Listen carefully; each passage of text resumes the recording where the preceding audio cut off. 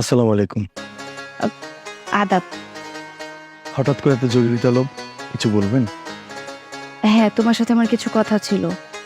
আসলে আমাদের রিলেশনের তো অনেক দিন হয়ে গেল। তো তুমি কি ভাবছো? এবার তো বিয়ের ডিসিশনটা নিতে হবে, তাই না? দেখুন, আপনি খুব ভালো করেই জানেন আমি খুব চেষ্টা করছি কিছু একটা করার জন্য। একটা চাকরি পাওয়ার জন্য অনেক কষ্ট করছি, হচ্ছে না। একটু গুছিয়ে নিতে সময় দিন। দেখো, তোমার চাকরি নিয়ে আমার কোনো সমস্যা নেই, কিন্তু এভাবে আর কতদিন? আমি চাই খুব শীঘ্রই তোমার বউ হতে। তুমি একটু চেষ্টা করো প্লিজ। আপনার আমার সব থেকে বড় সমস্যা, আমাদের ধর্ম আলাদা। আমি আমার আম্মাজানকে বলেছি, আম্মাজান সময় মতো আমার আব্বাজানকে বলবেন। সেই পর্যন্ত একটু ধৈর্য ধরুন। আর আমি খুব চেষ্টা করছি, একটা কিছু করি, একটু গুছিয়ে নিতে আমাকে সময় দিন প্লিজ। সবকিছুই তো বুঝলাম, কিন্তু সবচেয়ে বড় কথা আমার বাবা আমাকে বিয়ে দেওয়ার জন্য বারবার পাত্র দেখছে। যে কোনো মুহূর্তে আমার বিয়ে হয়ে যেতে পারে। আমি তখন কিভাবে কি করব আমি নিজেও বুঝতে পারছি না। আর সেজন্য আমি তোমাকে একটু বেশি প্রেশার দিচ্ছি। প্লিজ, তুমি যাই করো একটু তাড়াতাড়ি করো। আমি তোমাকে হারাতে চাই না, কারণ আমি তোমাকে ভালোবাসি। অধৈর্য হবেন না, আপনি খুব ভালো করে জানেন আপনাকে আমি কতখানি মহব্বত করি। আমাদের মহব্বত যদি সত্যি হয়, ইনশাল্লাহ আমরা মিলব। অধৈর্য হবেন না। কি? হাফু কিনা একটা মুসলিম ছেলের সাথে প্রেম করতেছে? এটা তো আমার এখনই বাবাকে যে বলতে হবে। আমি এখনই যে বাবাকে বলতেছি। আচ্ছা ঠিক আছে, যা করবে খুব তাড়াতাড়ি। আমি এখন যাই, কেমন? বাবা যে কোনো মুহূর্তে চলে আসতে পারে, পরে ঝামেলা হয়ে যাবে। এখনই চলে যাবেন? সাবধানে যাবেন। আচ্ছা, নমস্কার। ওয়ালাইকুম আসসালাম।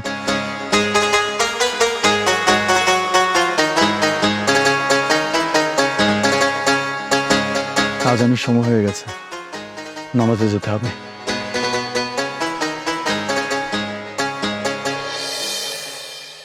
বাবা, বাবা তুমি কোথায়? তাড়াতাড়ি বাইরে আসো। যেভাবে চিল্লাতে শুধু মনে হতো যে চোর টাকা পড়তে বাড়িতে। কি হয়েছে ক? কি হয়েছে? তুমি জানো তোমার বড় মেয়ে কি করছে? তোমার বড় মেয়ে ওখানে একটা মুসলিম ছেলের সাথে প্রেম করতেছে। আচ্ছা বাবা তুমি বলো, ও যে একটা মুসলিম ছেলের সাথে প্রেম করতেছে, আমরা হলাম হিন্দু, আমাদের কোনো মান সম্মান থাকবে এখন ওর জন্য? তুমি যে চোখে দেখছো মনে হয় না, তুই ভুল দেখছো। দেখো বাবা, আমি ভুল বলতেছি না, আমি নিজ চোখে দেখেছি। আর তোমার যদি আমার কথা বিশ্বাস না হয়, তাহলে তুমি তোমার বড় মেয়ে আসলে জিজ্ঞাসা করো আমার কথাটা সত্য নাকি মিথ্যা। তোর কথা যদি সত্যি হয়ে থাকে তাহলে তো আমার তো মান সম্মান কিছু থাকবো না। আমি একটা হিন্দু আর আমার মেয়ে একটা মুসলমান ছেলের ভালোবাসে। না না না, এটা তো হইতে পারে না। এই এই দাঁড়া, এদিকে সামনে সামনে। কোথায় গেছিলি তুই? বাবা একটু বান্ধবীর বাড়িতে গিয়েছিলাম। কি রে, বলস না কেন বল। তুমি বান্ধবীর বাসায় গেছিলে? মিথ্যা কথা কেন বলতেছো আপু? তুমি তো একটু আগে পুষ্কনি বাইরে দাঁড়িয়ে দাঁড়িয়ে ওই মুসলিম ছেলেটার সাথে প্রেম করছিলে। কি উল্টাপাল্টা কথা বলছিস বাবা? ও সম্পূর্ণ মিথ্যে কথা বলছো, ওর কথা তুমি বিশ্বাস করো না। সব মিথ্যে মিথ্যে বলছে না।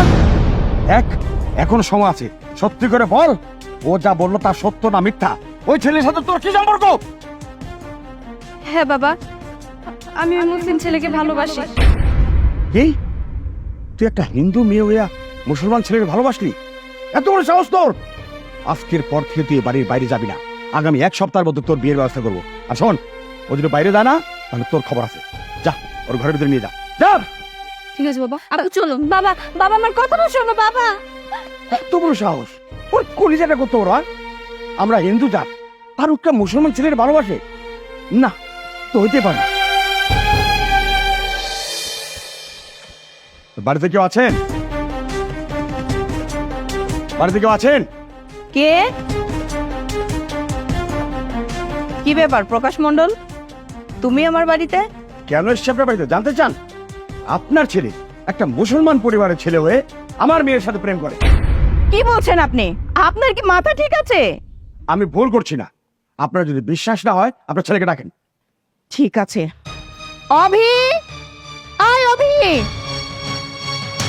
যদি কথা মিথ্যে হয় এর পরিণতি কি ভয়ঙ্কর হবে সেটা আপনি বুঝতে পারবেন। আরে পরিণতি পরে, জিজ্ঞাসা করুন। অভি, উনি কি বলছে? তুমি নাকি ওনার মেয়ের সাথে প্রেম ভালোবাসা করো? কি হলো, চুপ করে আছো কেন? জি আম্মা, আমরা একজন আরেকজনকে ভালোবাসি। আমাদের সম্পর্ক 2 বছর। চুপ করো। ছি ছি ছি, আমার ভাবতে অবাক লাগছে, আমার ছেলে যাকে আমি 5 ওয়াক্ত নামাজ কালাম পড়ার শিক্ষা দিয়েছি, কোরআন পড়ার শিক্ষা দিয়েছি, আর সেই ছেলে কিনা সামান্য একটা হিন্দুর মেয়ের সাথে প্রেম করে। এই, তুমি কি ভুলে গেছো আমাদের বংশ মর্যাদার কথা? চৌধুরী বাড়ির বউ কিনা হবে একটা হিন্দু বাড়ির মেয়ে? এটা আমি কখনো কোনোদিনও মেনে নিতে পারবো না। শোনো অভিম, তোমাকে বলছি, এই বাড়িতে যদি কোনো মেয়ে বউ হয়ে আসে, সেটা আমার পছন্দ মতন আমাদের বংশ মর্যাদা সমতুল্য একটা বংশের মেয়ে হবে এই বাড়ির বউ। কথাটা মনে রেখো। শুনলেন তো? হ্যাঁ, এবার নিজেও শুনলেন? আপনার ছেলেকে শাসিয়ে দিন। আবার যদি ও আবার মেয়ের পিছনে যায়, তাহলে কিন্তু খুব খারাপ হয়ে যাবে, বলে গেলাম আমি। আরে যান, আমিও আপনাকে বলছি, আপনার মেয়ে যদি কখনো কোনোদিন আমার ছেলের পিছনে লাগে, আপনার মেয়েকেও আমি ছেড়ে দিব না। শুনো অভি, আমি তোর মা হয়ে আজকে তোকে আদেশ করছি, এই হিন্দু মেয়ে কোনো দিনও আমার বাড়ির বউ হইতে পারে না, আর কোনোদিন হবেও না। তুই আজ থেকে ওই মেয়েকে ভুলে যা। আম্মাজান, আপনি দয়া করুন, আপনি এতটা কঠোর হবেন না। অতি কথা দিয়েছে আম্মাজান, ও বিয়ের পর মুসলিম হয়ে যাবে, তাহলে তার কোনো সমস্যা থাকবে না আম্মাজান। না অভি, আমি যেটা বলেছি সেটাই হবে। আমি বেঁচে থাকতে কখনো কোনোদিনও এই চৌধুরী বাড়ির বউ ওই হিন্দু মেয়েটা হতে পারবে না। কথাটা মাথায় রেখো। আম্মাজান, আপনি এত নিষ্ঠুর হবেন না, আমি অথেকে মহব্বত করি আম্মাজান। আম্মাজান প্লিজ। শুনো, আমি তোমাকে আদেশ করছি, ওই মেয়ে কখনোই এই বাড়ির বউ হতে পারে না, হবে না। কথাটা মাথায় রেখো। হবে না আম্মাজান, হবে না। আপনি আমার মা, আপনি আদেশ করেছেন, আপনার আদেশ আমি অক্ষরে অক্ষরে পালন করব। আমার যত কষ্টই হোক, যত কষ্টই হোক। কি ব্যাপার, এভাবে চুপ করে দাঁড়িয়ে কেন আছো? সেই কখন থেকে তোমাকে একটা কথা জিজ্ঞেস করে যাচ্ছি। আজকে 3-4 মাস হয়ে গেল তুমি আমার সাথে কোনো যোগাযোগ করো না, আমাকে ফোন দাও না, আমার সাথে কথা বলো না। দেখা করতে চাইলে তুমি সবসময় আমাকে এড়িয়ে চলো। এমনটা কেন করছো আমার সাথে? উত্তর দাও। দেখুন, দয়া করে উত্তেজিত হবেন না। আপনি খুব ভালো করেই জানেন আপনার বাবা আমাদের বাড়িতে গিয়েছিল, আমার মায়ের সাথে আমাকে অনেক খারাপ ব্যবহার করেছে। এই মুহূর্তে, এই পরিস্থিতিতে আমার মা আমাকে আদেশ করেছেন যেন আপনার সাথে আমি দেখা না করি, কথা না বলি। আমার মনে হয় এটাই উচিত হবে। আমাদের পক্ষে দেখা না করাটাই উত্তম, দুজনের জন্যই। ও আচ্ছা, তার মানে এতদিন পর আপনার মায়ের আদেশটাই আপনার কাছে বড় হয়ে গেল। আমি কেউ না, আমাকে তো আপনি ভালোবাসতেন, আমি তো আপনাকে ভালোবাসি। তাহলে তাহলে আমাদের ভালোবাসাটা কি এখানেই শেষ হয়ে যাবে? আপনি কেন বোঝার চেষ্টা করছেন না আমি আপনাকে ভালোবাসি? এভাবে বলবেন না।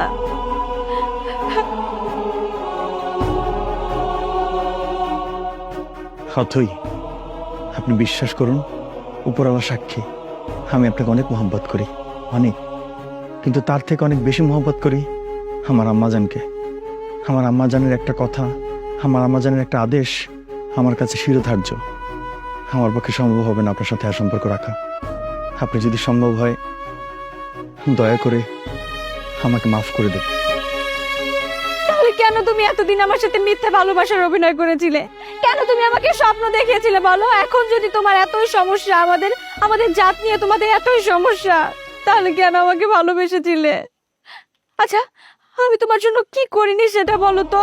তোমার জন্য আমার বাবার হাতের মার পর্যন্ত আমি খেয়েছি, আমি ঘর ছেড়েছি, কারণ আমি তোমাকে চাই। আমি সারা জীবন তোমার সাথে সুখে থাকতে চাই, আমি একটা সংসার চাই। এটা আমি তোমাকে আর কতবার বোঝাবো? তারপরে তুমি কেন বোঝার চেষ্টা করছো না?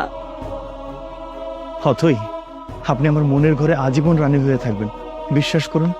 আপনাকে আমি যেভাবে ভালোবেসেছি, আমি সারা জীবন, আমি কোনোদিন কোনো মেয়েকে এভাবে ভালোবাসতে পারবো না। কারোর সাথে আমি সারা জীবনের সংসার করব না, আমি আপনাকে কথা দিচ্ছি। কিন্তু কিন্তু আপনি আমার মায়ের আদেশ মানাতে অবাধ্য করবেন না। আপনার কাছে আমার অনুরোধ রইল। আরেকটা কথা, আমি আপনাকে অনেক ভালোবাসি, আজীবন ভালোবাসবো। তাছাড়া আপনার ধর্ম আমার ধর্ম আলাদা, আমরা ধর্মীয়ভাবে স্বীকৃতি পাবো না। আপনার বাবা এবং আমার মা, তারা কোনোদিনই আমাদের সম্পর্ককে মেনে নেবে না। আর যেখানে বড়দের আশীর্বাদ দোয়া থাকবে না, সেই সম্পর্ক কখনোই কন্টিনিউ করা উচিত না। আমি আপনার কাছে একটা লাস্ট অনুরোধ করব। আপনার সাথে হয়তো কোনোদিন আর আমার দেখা হবে না, আমি শেষবারের মতো আপনার হাতটা ধরতে পারি?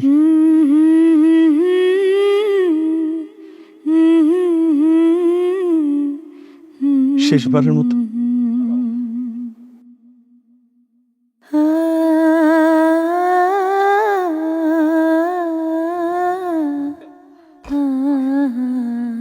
আমি আল্লাহর কাছে আপনার জন্য দোয়া করব, আল্লাহ যেন আপনাকে ধৈর্য ধরার শক্তি দেয়।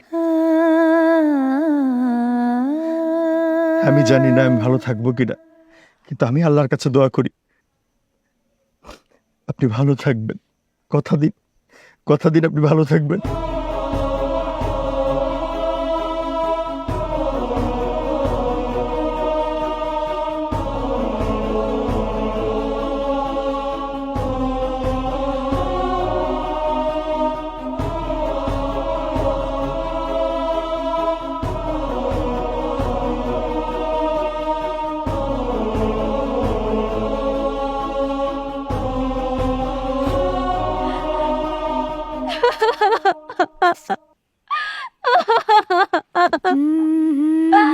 এটা কি হয়ে গেল?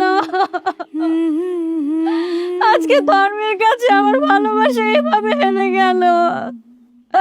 আমি তো অনেক ভালোবেসেছিলাম, আমার ভালোবাসা এইভাবে হেরে যেতে পারে না।